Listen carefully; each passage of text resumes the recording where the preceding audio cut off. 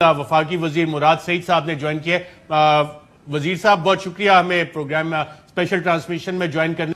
आप वहां पे मौजूद थे, गए हुए थे, और ये अभी जैसे वसीम भी कहे थे, आप लोगों को ये ख्याल क्या बाद में आया कि आप लोगों को पहुंचना है गिलगित बल्तिस्तान के? बिलावल भुट्टो ऑलरेडी एक इनिशिएटिव ले चुके थे और बड़े बड़े जलसे कर रहे थे, और आप लोग बाद में उसमें जंप इन किए कि ये हो क्या रहा है वहां पे?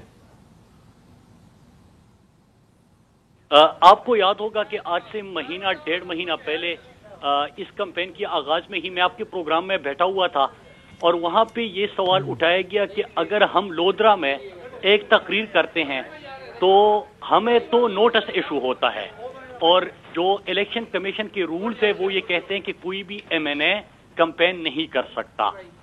फिर उसके बाद जाहिर सी बात है कि वहां पे हमारी कैंपेन चल रही थी। तहरीक इंसाफ इस वक्त सबसे पॉपुलर जुमात है, और फिर उससे पहले भी हम जा रही थी। मैं आपको एक और चीज बताऊं, इलेक्शन कमिश्नर की तरफ से एक प्रेस कॉन्फ्रेंस की गई थी जिसमें पीपल्स पार्टी के चेयरमैन को और पाकिस्तान तहरीक इंसाफ का जो फेडरल मिनिस्टर इस वक्त वहां पे मौजूद थे कैंपेन के लिए, उनको भी कहा था कि कैंपेन खत्म करे और जो लोकल नुमाइंदे हैं सिर्फ वो यहाँ पे कैंपेन करे।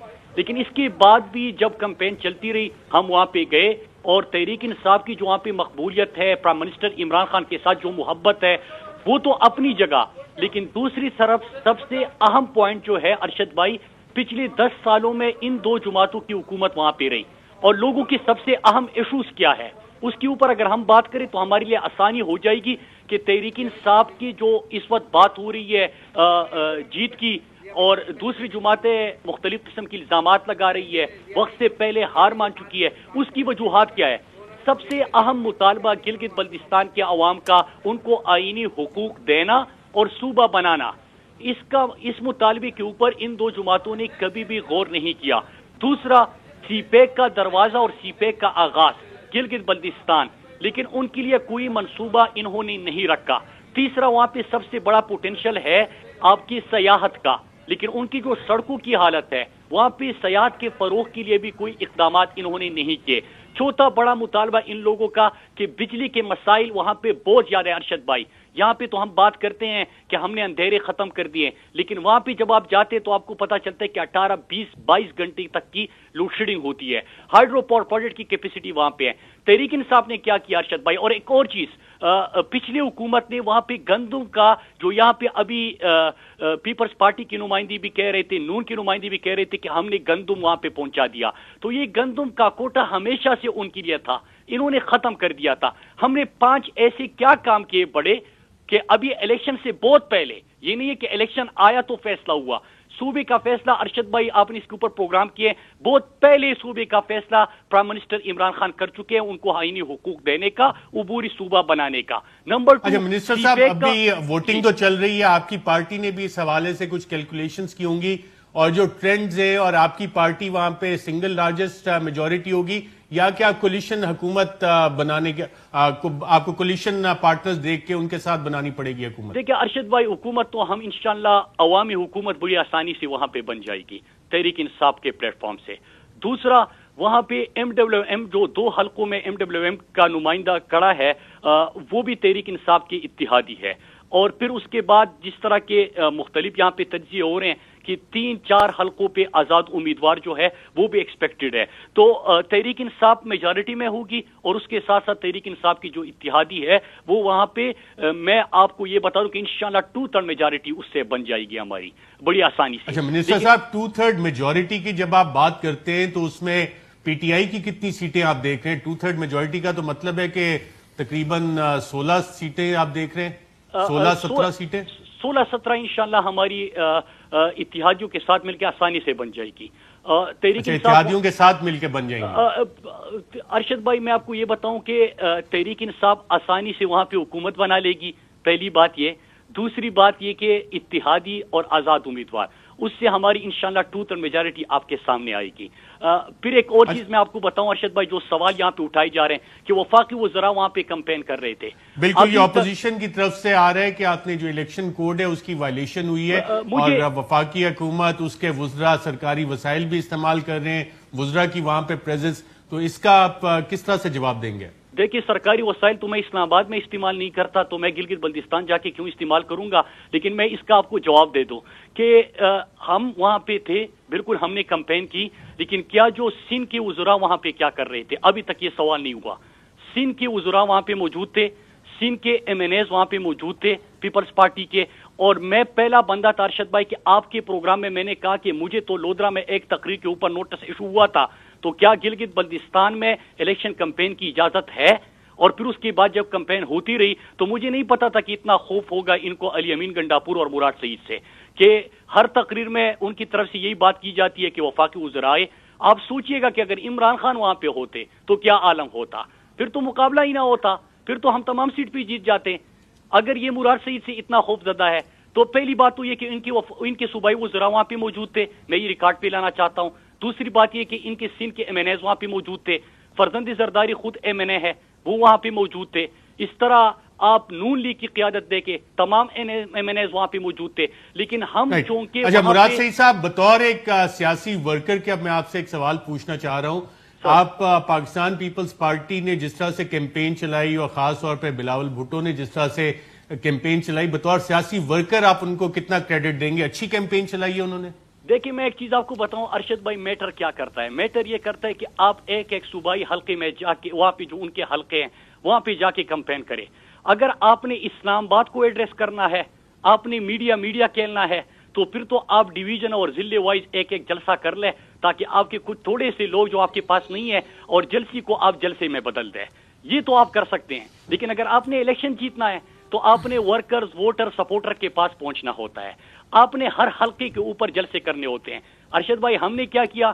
ہم ایک ایک حلقے پہنچے۔ اگر سکردو کی ہم بات کر رہے تو ہم ایک ایک حلقے میں ہم نے الگ الگ پروگرام کیے، اور ہمارے پروگرام آپ دیکھ لیجئے، ایک حلقے کا اور ان کے پوری ڈویژن کا آپ کو عوام کے جوش و خروش کا فرق واضح نظر آئے گا۔ پہلی بات تو یہ ہے، 5 چیزیں مجھے ارشد بھائی اگر آپ بولنے دیں کہ جو ہم نے بہت پہلے کیا لوگوں کے لیے، اور لوگوں کی جو وہاں پہ خوشی اور عمران خان کی وجہ کے ساتھ محبت کی وجہ سب سے بڑی کیا ہے؟ ایک تو یہ کہ سب وہاں پہ کہہ رہے ہیں کہ اگر گلگت بلتستان کو وفاقی حکومت عمران خان کی ہم نے 46 ارب روپے دیے تو یہ پیسہ وہاں پہ کہاں پہ لگا؟ پہلا سوال ان کا یہ ہے۔ دوسرا سوال ان کا یہ کہ ہمیں آئینی حقوق اور صوبے کا درجہ کیوں نہیں دیا گیا؟ اس کا فیصلہ بھی عمران خان نے کیا۔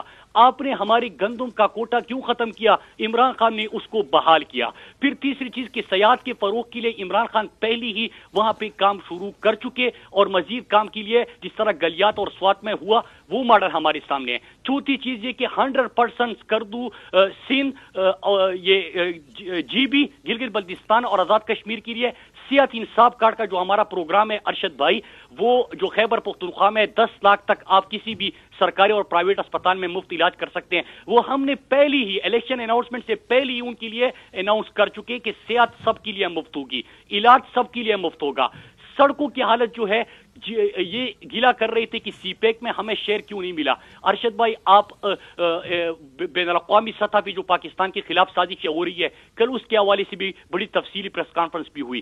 آپ یہ دیکھیے کہ جو آپ کی سی پیک کا آغاز تھا گلگت بلتستان، ان کے لیے ایک پروگرام نہیں رکھا تھا، ہم نے ان کے لیے اکنامک زون رکھا، انڈسٹریل زون رکھا، زمین کا تعین ہوا، سیکشن 4 لگا، مطلب کارخانے لگیں گے، لوگوں کو روزگار ملے گا، وہاں پہ ترقی آئے گی، وہاں پہ خوشحالی آئے گی۔ پھر ایک اور سب سے بڑا منسٹر صاحب، ایک اور چیز ہم نے جو دیکھی کہ اس الیکشنز میں فوج نہ ہمیں پولنگ بوتھ کے باہر نظر آئی، نہ اندر سیکیورٹی کے حوالے سے، جیسے 2018 کے الیکشن میں تھا، لیکن جو کیمپین چل رہی تھی اس میں کیا وجہ ہے کہ نون لیگ اور پاکستان پیپلز پارٹی نے کہا کہ جی فوج کے ساتھ ہم کھڑے ہیں؟ ایسی کیا وجہ ہے گلگت بلتستان میں کہ وہاں پہ جو ایک بیانیہ تھا اور نیریٹو وہاں پہ بلڈ کیا گیا، جو بیانات سامنے آئے، جو تقاریر کی گئیں، اس میں بڑا پرو اسٹیبلشمنٹ اپنے آپ کو پورٹری کرنے کی کوشش کیوں تھی؟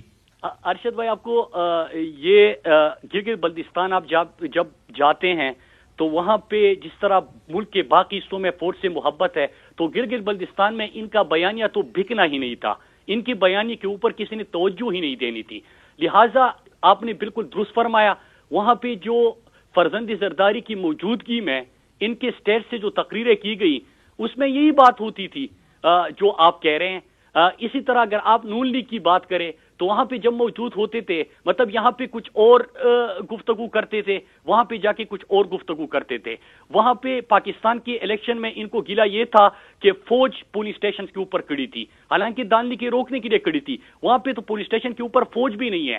تو آپ اس وقت دیکھیں گے کہ ان کی بیانیوں کو تو مکمل طور پہ ان میں کسی میں مجال ہی نہیں تھی کہ وہاں پہ اس بیانیے کو جو یہاں پہ اسلام آباد میں یا گجراوالا یا بلوچستان کے اندر جس بیانیے کو انہوں نے فروغ دیا اس کا ذکر تک کرے. مطلب یہ تو انہوں نے اس کی بالکل الٹا جو آپ تقریروں کا حوالہ دے رہے ہیں، میں اس کی تفصیلات میں نہیں جاتا کیونکہ پہلی ہی آپ دیکھ رہے ہیں کہ ان کی طرف سے کبھی شور آتا ہے دھاندلی کا.